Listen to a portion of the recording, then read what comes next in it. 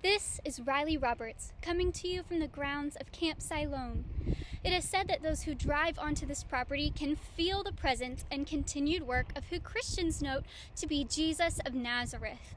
They claim this Jesus to be the Son of God. Jesus was born some 2,000 years ago in a town called Bethlehem. They consider his birth miraculous, for he was born of a virgin named Mary. That's right, God himself decided to give humanity a try. Jesus grew physically as all humans do and worked as a carpenter under his earthly father Joseph. As Jesus neared his 30s, he began what Christians refer to as his earthly ministry. Jesus traveled, performing miracles such as healing diseases, restoring sight to the blind, and casting demons out of people. Throughout his ministry, this show of power only increased. On more than one occasion, he used a single meal to feed thousands of people, walked on water, and even raised the dead to life. These shows of power established his credibility in a way, and the people began flocking to hear him teach. It is said he taught with authority unlike that of religious leaders in his day. Jesus spoke to Jewish believers, claiming he was their long-awaited Messiah. He poured endlessly into 12 young men that came to be known as the apostles.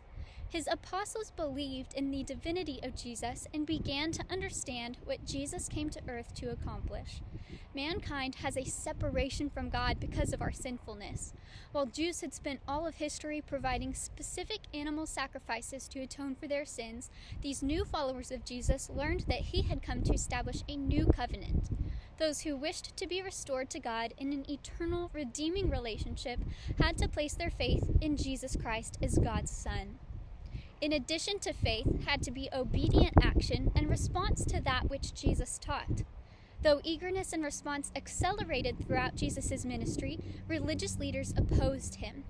One of Jesus' disciples delivered him over to the courts, where Jesus was unjustly tried and sentenced to death by crucifixion.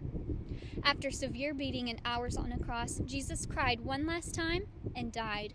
His followers hid in fear until 3 days later, when Jesus miraculously appeared to them again, living and breathing.